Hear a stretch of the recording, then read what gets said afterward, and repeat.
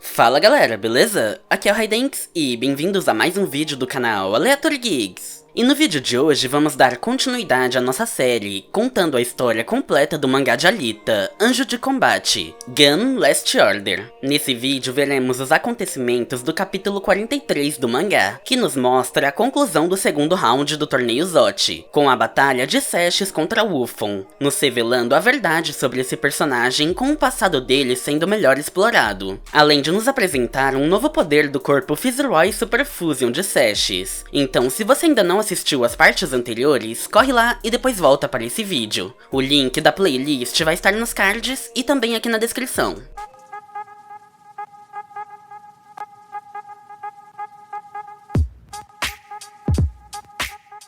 Capítulo 43 – Meu Filho Caótico. O capítulo começa nos mostrando um homem de meia idade, sentado sozinho em uma jangada improvisada, pescando no meio do oceano. Ele reflete sobre como a mente humana é tão vasta e profunda, como um oceano sem fim, que normalmente a mente como conhecemos é como uma pessoa perdida, à deriva no oceano. Ninguém nunca viu o fundo do oceano, ou seja, calmarias e tormentas da mente humana, em seus sofrimentos e privações. Para se ver o fundo do oceano, ou seja, para chegar ao fundo do subconsciente, compreendendo todos os princípios que controlam essa força, deve-se dominar completamente a própria mente, tornando-se um santo. A cena corta para o dia 9 de agosto, era Sputnik 582, nos apresentando aquele homem na jangada como o Dr. Goldin mostrado no capítulo anterior, como um cientista de física e psicologia, que era diretor do Instituto do Câncer. Goldin está sentado em uma mesa, sendo interrogado por algo que aconteceu, em que todos os funcionários morreram, sendo ele o único sobrevivente. Goldin pega um copo de água tremendo de nervosismo, e diz que aquilo foi terrível, que ele não pensou que isso aconteceria, e o interrogador lhe pede para descrever o que aconteceu no instituto aquele dia. Goldin, bem tenso, diz que ninguém irá acreditar, mas tudo se passou na cratera real, no lado mais distante de Luna. No dia 21 de março, na base do Instituto do Câncer Princess Hill, estavam realizando um experimento durante o equinócio. Nos é mostrado uma pessoa com várias marcas de corte por todo o corpo em coma induzido, dentro de um duto com um líquido regenerativo. Goldin responde que a cobaia do experimento, que batizaram de Serjetan, foi cuidadosamente selecionada, baseado em seu tipo de DNA, e aquele atualmente era o Jetan G, a sétima cobaia da série de experimentos. Os colocaram em um tubo de testes e induziram alterações mentais através de ondas eletromagnéticas e drogas especiais. Ao ser questionado, Goldin revela que o propósito desse estudo era obter controle sobre o subconsciente e o desenvolvimento de um santo artificial, que atualmente, graças a motores de alta potência e performance, eles podem virar ciborgues. Com a tecnologia Matusalém é possível tornar-se mortal, mas a mente humana permanece fraca e insignificante. Goldin fica incomodado ao dizer que não houve nenhuma mudança nos últimos 1000 anos. Esse é um problema que ainda não foi solucionado, e logo demonstra ser um cientista louco, assim como Nova, quando passa a gritar loucamente que se a incrementação mental se tornar possível, qualquer pessoa poderá se tornar um santo, e todas as tolices humanas se extinguirão. Nos é mostrado que naquele dia, Goldin e sua assistente observaram que a altitude hipnótica da cobaia já estava em 10.000 metros, e enfim conseguiram alcançar o fundo da mente humana. Porém, a mente humana extrapola todas as suas expectativas, e ainda há um abismo que chega mais fundo, ficando desacreditado com sua falha. Sua assistente comenta que o fundo da mente humana é como o núcleo de uma célula, e se pergunta como pode haver mais. E no mesmo momento, a cobaia passa a colapsar e cuspir sangue, e outro funcionário lhe informa que Jetan G passou dos limites, e está entrando em estado crítico. Mas Goldin não lhe dá ouvidos, e sem se preocupar com sua cobaia, chama a todos para informar que estão frente a um momento sem igual, e se parassem ali, estariam cometendo sacrilégio científico. Então ordenam que sigam em frente e abram o lacre da mente, para se aprofundarem ainda mais. Mas o tubo de testes explode, vazando todo o líquido regenerativo, juntamente com o sangue da cobaia, que passa a flutuar tomando forma. Goldin paralisa de medo, ao ver um monstro com vários tentáculos, garras e faces saindo de dentro do tubo, atacando os dois assistentes. O interrogador lhe pergunta se os funcionários foram mortos por monstros, e Goldin lhe diz que não, que agora ele sabe que tudo não passava de ilusões. Mas na hora, todos passaram a enxergar monstros e começaram a se atacar, matando ajudando uns aos outros. As ilusões foram criadas por Jetan-G, então ele destruiu o instituto para pôr fim a tudo. E Goldin fica em choque novamente, dizendo que há histórias que falam de monstros dentro do subconsciente humano, e naquela hora eles abriram as portas do inferno.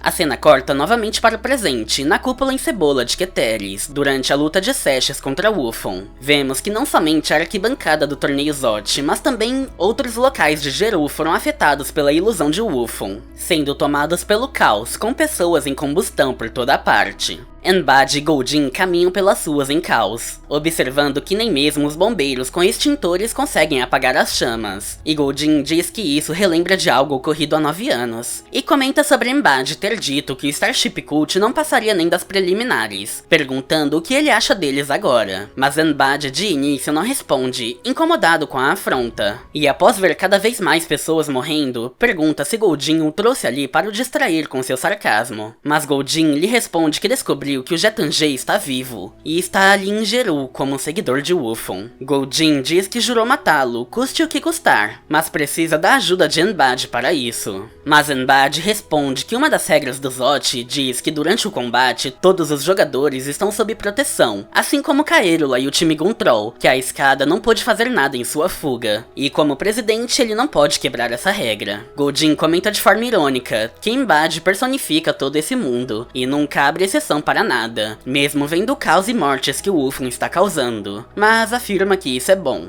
Voltando à batalha, Wulfon ri loucamente, dizendo para todos queimarem. Seshes, ajoelhada à frente da pirâmide, sofrendo com a combustão interna, percebe que atingiu sua coluna vertebral com a lâmina titã, e não pode mais mover a parte inferior de seu corpo. Ela se lamenta, reclamando por não ter mais o canhão solenoide. E ao pensar no canhão solenoide, Seshes se lembra das palavras de Yanni, dizendo que o gel de Politan, que circula no corpo Fitzroy, mantém a pressão e o equilíbrio, e se ela quebrar uma parte desse equilíbrio, será possível criar uma habilidade especial com esse corpo. Mas a adverte que ela precisa compreender isso, ou não conseguirá usar essa habilidade. Seshes pensa sobre isso, e chega à conclusão que poderá atacar o Wulfon dali, se usar essa habilidade. Mas ela hesita por não saber se funcionará, e enquanto se decide se tentará ou não, Seshes se pergunta se o Wulfon está realmente onde ela o vê, e pensa sobre ele ter dito que um campo de distorção da realidade o rodeia, e que se errar esse ataque, perderá a luta. Seshes analisa a situação, imaginando que ela mesma não ficaria parada ali na pirâmide se estivesse no lugar dele, mas hesita novamente por poder ser uma armadilha. Porém, ela sabe que se continuar a hesitar, vai cair na armadilha dele, e treme ao ver que está pondo sua sorte em jogo. Então ela para por alguns instantes, suando de nervosismo, e a analisa a si mesma, vendo que sua fraqueza é que se ela fica pensando no meio de uma situação ruim, tudo fica confuso, e por isso ela perdeu a luta contra Kutsang. Então, Seshes se compara a Gali, que sempre pensa em algo durante a luta, e afirma para si mesma que mesmo não sendo algo que se orgulha, tem que encarar que não é esperta. Porém, suas reflexões são interrompidas devido aos danos que recebeu, e ela percebe que o exterior de seu corpo está quase entrando em combustão também, e se pergunta o que ela faz, e acaba olhando para sua mão começando a queimar, e nota algo no reflexo de seu protetor na mão. E sem pensar duas vezes nem hesitar, Seshes quebra o equilíbrio da circulação do gel de Politan em seu corpo, deformando completamente a estrutura molecular de seu corpo, permitindo disparar a partir de seu braço ao definir seu alvo. E seu braço se transforma em um tipo de gancho que se estica em velocidade supersônica, por vários metros, até fincar-se em uma das plataformas distante dali, a impulsionando para trás, e para por uns instantes para ver se sua conclusão estava certa. Gerambo pergunta onde Seshes estava mirando, por não ter nada ali, e de repente a pirâmide e Wulfon desaparecem dali, com suas imagens se dissipando como uma miragem, restando apenas os corpos de suas seguidoras. E ao mesmo tempo, outro homem vestido como Wulfon aparece no local onde Seshes atingiu com seu ataque. Com seu peito atravessado pelo braço de Seshes, ele derruba seu capacete, revelando finalmente o seu rosto, e pergunta como Seshes sabia que ele estava ali. E Seshes mostra sua mão, lhe respondendo que ele não conseguiu alterar a realidade no reflexo. Wulfon diz que aprenderá essa lição para a próxima vez, mas Seshes o destrói por completo sem dizer mais nada, espedaçando o corpo de Wulfon ao recolher sua mão, que volta à posição e formato original em seu braço. Seshes cai de bruços logo em seguida, admirada por ter conseguido, afirmando que conseguiu porque não desistiu, e pergunta para Nis em pensamentos se isso que é perseverar.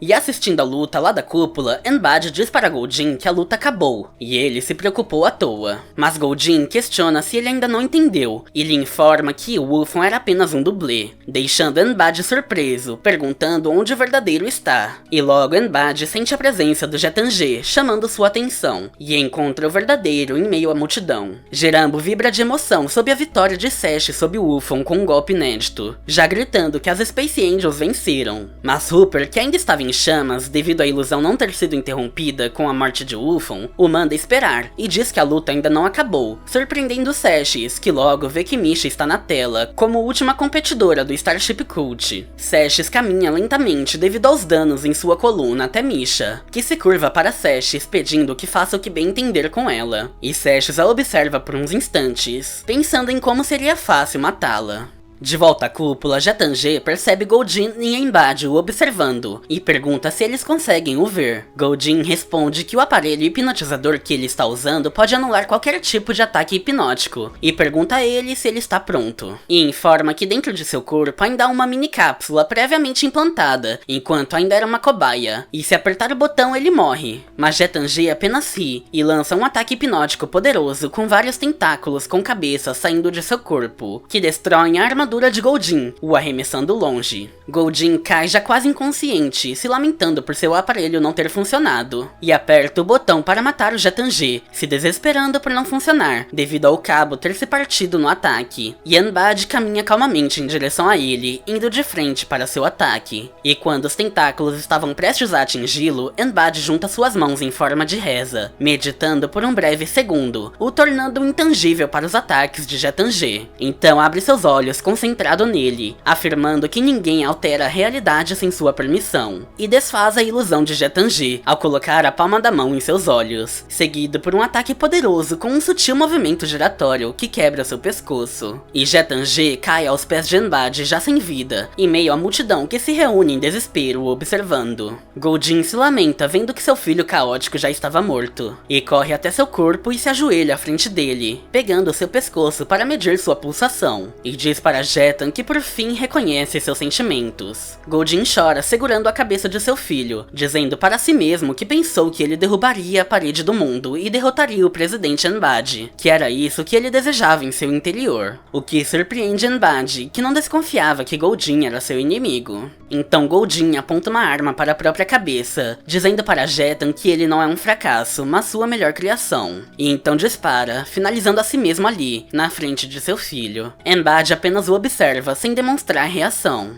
De volta à arena, Seshes já está bem à frente de Misha, mas diz que isso será fácil demais e não quer matá-la. Então vira as costas, desistindo da batalha, deixando Misha para trás, que chama por Seshes de volta. E o capítulo termina com Gerambo informando que o tempo da batalha acabou, dando a vitória do segundo round para as Space Angels, por ainda terem Seshes, Gali e Zeolf na batalha, enquanto Starship Cult só tinha a Misha. Finalizando assim o capítulo 43 e também volume 7 de Battle Angel Alita Gun Last Order. Jetangé realmente foi derrotado ou isso não passou de mais uma ilusão? Conseguirão trazer a Elf de volta ou outro competidor se juntará às Space Angels? Onde Gali esteve por todo esse tempo que não apareceu? Se você quiser comprar esse mangá completo pela edição especial da JBC, ou o e-book para Kindle de toda a obra, o link de onde encontrá-los vai estar aqui no comentário fixado. Um salve especial e agradecimentos aos membros aqui do canal, Túlio Nascimento e Eduardo Barbosa. Obrigado pelo apoio, manos, isso ajuda e incentiva demais a continuidade do canal. E esse foi o vídeo de hoje, espero que vocês tenham gostado. Não esqueçam de deixar um like e comentar aqui embaixo o que vocês acharam dessa história. Já conheciam? Curtiram? Já conseguem imaginar o que acontecerá na história, agora que o segundo round acabou sem a participação de Gali? Deixem-nos saber sua opinião, e se gostou e não está no canal, se inscreve aí. Essa história é bem longa, ainda tem muito conteúdo para mostrar, por isso contamos com seu feedback. E isso é tudo, pessoal, eu vou ficando por aqui. Valeu, falou e até o próximo vídeo.